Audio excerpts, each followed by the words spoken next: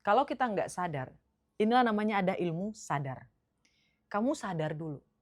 Karoma kayaknya aku pemalu bukan karena aku lahir pemalu. Oh iya, betul. Tidak ada manusia yang terlahir pemalu. Tidak ada. Allah itu maha baik, maha adil. Ingat ya guys ya, Allah itu maha adil, maha baik. Semua manusia di muka bumi ini terlahir good looking. Hanya saja cara tidurnya, pola makannya, pola dietnya, cara dia hidup, cara dia berpikir, cara dia mengeluarkan ekspresi, ini mempengaruhi. Dan semua manusia di muka bumi ini diciptakan dengan kemampuan masing-masing. Artinya kita itu memiliki kejeniusan. Dan law of mirror itu memberitahu kamu harus bertemu dengan dirimu dulu. Supaya kamu bisa menjadi versi terbaik dirimu. Kamu menerima dulu nih. Oh, kamu sadar kalau kamu tuh ada kekurangannya, ada kelebihannya, ada kehebatannya, kamu terima. Ini saut menyaut ya dengan self love. Itulah kenapa orang yang pede mampus, orang yang nggak peduli sama omongan orang lain. Kalau orang bilang ini hampir mirip, beda tipis, NPD dan orang yang nggak tahu malu itu gara-gara memang dia tidak butuh validasi dengan MPD, ini beda-beda tipis. Agak sedikit sulit dibedakan. Tapi ada satu hal yang bisa kamu lihat dari empati. Orang-orang yang NPD ini empatinya tidak ada, rasa cintanya tidak ada. Tapi kalau orang-orang yang sudah self love, mencintai dirinya sendiri, ya, menerima dirinya sendiri, berdamai dengan dirinya sendiri, sehingga melakukan law of mirror-nya diisi ulang identitasnya. Berat ya pembelajarannya, iya.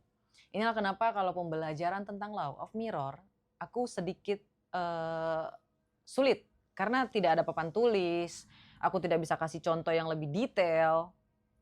Ya, kalau kamu pengen belajar tentang law of mirror, datang ke seminarnya aja. Pertanyaannya dari tadi ada Johnny Shop 10. Oke. Dia mengatakan bahwa kata-kata buat penyemangat agar bisa konsisten terus gimana Kak? Gini loh guys, aku nggak tahu ya, entah ini keberuntungan, entah ini sebuah sifat, entah ini I don't know. Tapi ketika aku down, aku udah kasih tahu kemarin di ngaji Roso. Ketika kamu dalam posisi down, kamu nggak butuh semangat. Serius.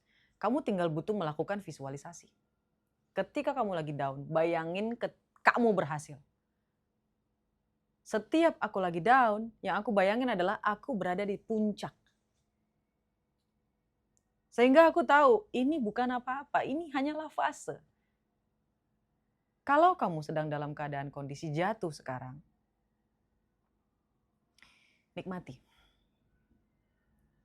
Apapun yang sedang kamu lakukan sekarang, lakukan dengan ikhlas, tulus, dan semangat. Fokus. Kalau mau galau, galau 1 hari aja. 1 hari aja. Setelahnya kamu langsung bangkit lagi. Aku nggak punya kata-kata penyemangat buat kamu, enggak. Karena kata-kata penyemangat itu cuman ya sepersekian menit. Tapi satu hal yang selalu aku lakukan ketika aku lagi down, aku juga manusia biasa soalnya. Ketika aku lagi down, aku pasti membayangkan ketika aku berhasil. Selalu, always, always. Aku putar ulang, putar kayak kaset rusak. Diputar-putar terus. Dan kalau misalnya masih belum mempan, aku akan bertanya, apakah aku akan mati dalam kondisi ini? Apakah aku selamanya sampai tua di posisi ini? Apakah aku harus seperti ini sampai aku mati? Itu pertanyaan yang selalu aku ulang-ulang ketika aku ngerasa aku jenuh, aku ngerasa aku mau menyerah, aku ngerasa kayaknya udahan deh perjuangan ini. Berjuang itu berat guys. Jadi kemarin Kak Cece, ada perkataan ya yang sedikit aku tidak setuju. Kayak gini perkataannya. Orang miskin, ini aku agak sedikit sangat-sangat tidak setuju. Mungkin ada di luaran sana yang ngomong tentang ini. Ya. Ada dia baca tentang rich dad, poor dad. Orang-orang yang salah pemahaman yang berkata seperti ini, dia bilang kayak gini deh. Orang miskin itu akan sulit menjadi kaya. Karena di pikiran mereka adalah survival. Mereka sedang bertahan hidup. Dan orang-orang yang bertahan hidup akan susah menang. Karena mereka tidak mengerti tentang ketenangan, keikhlasan, keberlimpahan. Yang mereka pikirkan adalah sebuah kekurangan. Besok mau makan apa? Pikirannya selalu berpikir tentang makan aja udah cukup Kak Roma. Gimana mau mikirin belajar, gimana mau mikirin ini, mau mikirin itu, seperti itu. Itu 50% betul. Tapi kalau misalnya ada yang bilang, orang miskin tidak bisa kaya, aku nggak setuju. Aku nggak setuju. Kalau misalnya kamu lahir di keluarga yang kurang di hari ini, bertemanlah dengan orang-orang yang ekonominya ada di atas kamu. Bertemanlah. Agar kamu bisa melihat, mungkin kalian akan tertawa ya. Tapi guys, kamu tidak akan pernah bisa melihat sesuatu kalau kamu tidak tahu itu ada. Dulu, di waktu aku kecil, aku berteman dengan orang-orang, aku selalu memilih teman, always. Bodo amat orang bilang aku pilih-pilih kasih, pilih-pilih teman. Itu memang harus. Karena aku punya tujuan. Pilih teman bukan karena aku jahat ya, bukan. Hanya saja aku tidak suka mendengar keluhan. Ya, Roma hari ini aku makan ikan asin, aku cuma makan tempe, aku nggak suka. Benar-benar nggak suka. Setiap hari yang aku pengen dengar itu tentang bagaimana dia merasakan hal-hal hebat, hal-hal luar biasa yang dia alami kayak gitu. Jadi berteman dengan orang-orang yang ekonominya di atas aku akan mendengar apa yang aku tidak lakukan. Misal mereka jalan-jalan ke luar negeri, mereka makan makanan yang aku tidak makan. Aku bisa tahu hal yang gak pernah aku lihat. Kamu tahu Roma, aku baru jalan-jalan dari Singapura. Oh, ini SD ya? Ini posisinya lagi SD. Oh, Singapura. Singapura itu di mana? Oh, Singapura itu ada setelah Pulau Indonesia. Oh, begitu. Jadi ini terbang pakai pesawat? Iya. Oh, kayak gitu. Roma, hari ini papa aku beli komputer. Kamu mau nyoba nggak? Bayangin, kalau kita nggak punya teman, ya, kalau kita nggak punya teman yang memperkenalkan kita akan sesuatu hal yang belum pernah kita lihat, bayangin, bisa nggak kita meraih sesuatu itu? Cuman itu aja kuncinya sebenarnya. Seseorang sulit melangkah ke dunia level selanjutnya karena dia tidak tahu informasi tentang level selanjutnya itu apa. Kayak gitu. Tangga yang selanjutnya itu apa? Kamu tidak akan tahu kalau ada tangga selanjutnya kalau kamu tidak ada informasi tentang itu. Kayak gitu. You know what I mean? Aduh ya Allah ya Rabbi. Oke, pertanyaan lanjut Kak. Kak Cece ada yang komen Kak itu?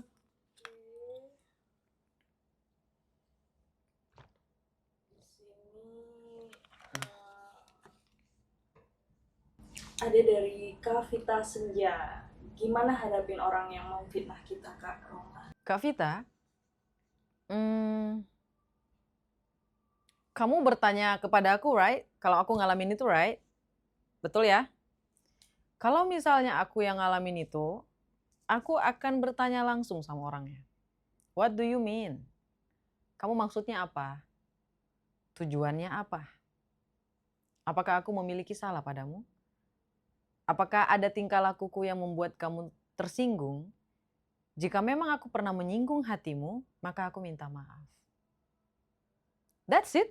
Aku nggak akan singgung soal dia harus minta maaf padaku ketika dia menfitnah aku, enggak. Aku akan bertanya kenapa, apakah aku melakukan kesalahan sampai dia tega melakukan hal tersebut. Kalau dia bilang enggak, kamu nggak ada salah, oke, fine. Ya udah, that's it. Habis itu potong, cut, di-cut orangnya. Dan nggak mau tahu juga buat apa. For what? Jangan buang-buang energi kamu, Kavita. Lanjutin hidup kamu. Yang penting kamu udah tegur, kamu udah nanya, responnya nggak ada, responnya pasif, that's it. Jangan buang energi kamu untuk hal yang nggak penting. Orang manusia kayak gitu tuh ada di bawah kaki kamu, jadi biarin aja. Oke? Biarin aja. Pertanyaannya itu bagaimana cara bersyukur dalam kekurangan, Kak? Contoh bersyukur dalam keadaan banyak hutang. Gini ya guys, sewaktu aku jadi ojol, ya, aku tuh lagi gagal bisnis. Sampai puluhan juta. Puluhan juta. Dan meskipun aku dihina, dicaci maki sama yang kerugian ya, ini bukan ngutang, tapi kerugian bisnis. Sama investor aku sampai dicaci maki kayak gitu, aku tetap diam. Dan aku dengan langsung ngomong dengan gamblang, aku bilang, aku minta maaf, aku tidak bisa membayar hutangku di saat ini. Tapi aku berjanji 6 bulan kemudian, alhamdulillah ya Allah, atau 7 bulan kemudian aku akan mencoba mencicil utangku. Kayak gitu. Itu yang pertama aku lakukan. Bodoh amat dia mau setuju apa enggak, dia mau apa enggak, ya. Itu yang aku lakukan. Aku udah janji, aku bilang 7 bulan ke depan aku akan bayar dan aku akan cicil. Mau dia marah, aku akan diam. Mau dia mau jingkar balik, aku akan diam tetap. Oke, itu yang pertama. Aku akan negosiasi. Hal yang pertama aku lakukan adalah negosiasi. Kamu jangan ngotot. Kalau misalnya dia marah, dia pokoknya kamu cuma diam, kamu tetap bilang, mohon maaf, aku bisa bayar 7 bulan kemudian, atau 5 bulan kemudian, atau 6 bulan kemudian. Tapi ketika kamu ngomong, 6 bulan, apa 7 bulan, apa 4 bulan kemudian, kamu harus tepat janji. Karena ucapan adalah doa. Oke? Dan doa ini harus kamu lakukan. Jadilah orang yang bertanggung jawab sama omongan kamu. Yang kedua yang bisa kamu lakukan, kalau kamu ya tidak memiliki uang untuk bisa mensyukuri hidup kamu, makan aja pakai garam itu udah alhamdulillah. Makan pakai kerupuk itu udah alhamdulillah. Kamu masih punya baju, masih punya rumah, masih punya kaki untuk berjalan, itu udah alhamdulillah. Gak usah terlalu dipikirin utangnya. Kan tadi aku udah jelasin ya Kak Cece ya. Semakin kita fokus pada hutangnya akan semakin banyak. Gak bisa. Pemancar ini, otak ini cuma bisa menampung satu keputusan. Kamu mau yakin atau kamu mau khawatir? Pilih salah satu. Kamu mau yakin bisa terbayar atau kamu mau khawatir tentang utang bisa dibayar apa enggak? Pilih salah satu. Jangan pelin-pelan. Apalagi kalau kamu seorang laki-laki. Laki-laki nggak boleh pelin-pelan. Jadi ya, laki-laki nggak boleh pelin-pelan. Kamu harus yakin Allah pasti nolong, Allah pasti nolong, Allah pasti nolong, Allah pasti nolong. Tapi Kak Roma kan nggak ada uang buat makan, makan pakai garam. Ada telur ceplok ya, itu didadar pakai tepung, pakai santan, dibagi. Habis itu nikmati hidup kamu. Cari apapun kesempatan yang bisa dicari. Kita harus tetap berpikir Allah pasti ngasih, Allah pasti ngasih, Allah pasti ngasih, kayak gitu. Kalau nggak mempan gimana lagi Kak Roma? Ada ketiga lagi yang bisa kamu lakukan. Kamu putar musik, kamu joget. Ya, kamu ajak itu istri atau suami atau anak-anak kamu sambil joget aja, nyanyi aja di dalam kamar itu. Biar aja Allah yang cari gimana caranya bayar utang kamu. Oke? Mungkin bagi kamu nggak make sense ya. Tapi aku udah pernah lakuin dan ini berhasil. Apakah utangnya sudah lunas Kak Roma? Sedikit lagi. Sedikit lagi. Insya Allah sebentar lagi Allah izinkan. Oke? Aku nggak sembarangan ngomong, ini adalah dari pengalaman. Inilah yang membedakan aku dengan orang lain. Kalau aku jadi keingat Cece yang kemarin loh, yang bilang kalau curhat ke aku tuh agak sedikit pricey. Yes, it is. Kan sedari awal teman-teman yang ada dalam ruangan ini juga tahu kalau misalnya konsultasi dengan Kak Roma itu memang sedikit mahal. Iya dong, kan energi negatifnya itu loh Kak Roma, pasti dong. Wow, luar biasa ya. Ini yang hadir di sini 1000 orang. Ayo kita bikin afirmasi yuk. Wahai teman-temanku yang ada di dalam ruangan ini, siapapun kamu yang sedang melihat wajahku ini, ya. Kamu adalah orang yang luar biasa. Kamu adalah orang yang percaya diri. Kamu adalah orang yang memiliki kemampuan yang mendatangkan berbagai rezeki dari segala arah. Kamu adalah orang yang sehat. Kamu adalah orang yang luar biasa percaya diri. Kamu adalah orang yang cerdas. Kamu adalah orang yang hangat, yang penuh dengan cinta. Ya, dan kamu adalah orang yang diberkahi oleh Allah Subhanahu wa taala Sang Pencipta keberlimpahan yang luar biasa. Ya, kebahagiaan yang luar biasa. Oh ya, ucapkan amin amin amin amin amin amin amin amin amin. Ngucapin enggak Kak Cece? Siapa tuh yang berani ngucapin amin? Banyak nih Kak. Amin amin amin amin amin amin amin amin amin. Dikunci. Afirmasinya dikunci dengan kata amin. Allahumma amin. Nah Kak, ini nih ada nih mungkin tentang permasalahan rumah tangga ya, sepertinya tadi kita Aduh. udah ke hutang ya. Ini ada permasalahan rumah tangga, salah satunya Kak Tik Junwa. Jadi dia bertanya bagaimana kalau sumber masalahnya suami kita, Kak. Karena saya John selalu terganggu karena mulutnya yang toksik. Nah itu sering tuh ya. Jangan tahu dong, Kak. Ya bagaimana Kak? Aduh, kakak apa namanya? Kak Tik Junwa. Kak Tik Junwa. Kak, aku minta maaf ya. Ya Allah ya Rob. Kak, kamu dapat dari mana sih itu? Ya sudahlah ya, sudah jadi bubur. Oke, mari kita tahu caranya. Gini, kalau kakak mau cara yang sedikit lebih ekstrim, kakak pegang wajahnya ya. Sayang, bisa nggak kamu jangan ngomong negatif? Kamu tahu nggak, kalau kata Kak Roma, ya, kalau kata Kak Roma, energi negatif membuat jualan kita nggak laris. Ya, kamu jangan berkata negatif dulu ya sayang. Oke? Oke? 1 hari aja, please. Itu kamu bisa lakuin. Itu berlaku nggak Kak Roma? Berlaku, serius. Kamu kalau misalnya nih, Kak Roma kayak pernah ngelakuin, iya aku pernah ngelakuin itu. Tapi bukan pada pasangannya, tapi kepada adik aku. Kayak gitu. Saking aku gedeknya, nggak bisa ngasih tahu kalau dia tuh nggak boleh overthinking, dia nggak boleh anxiety. Akhirnya apa? Aku cium dia. Adikku sayang, ambil uang, ya, ambil uang. Kalau kamu kan nggak sopan gitu ngasih uang ke suami gitu ya kan? Yang suami siapa, istri siapa? Ya, ini adik aku kasih uang. Adik, jangan pikiran negatif ya sayang ya. Kamu tenang aja. Ini ada uang kan? Ada Kak. Nah bayangkan aja kalau uang ini tiap hari datang ke kamu. Ini kayaknya jawabannya kurang gimana gitu Kak Rama. Kamu kan belum lakuin. Kalau kamu nggak percaya lakuin dulu. Lakuin dulu. Coba Kak apa namanya? Kak Tik Junwa, kamu coba lakuin itu sama suami kamu besok. Dicium dulu ya. Sayangku, cintaku, jangan ngomong negatif, oke?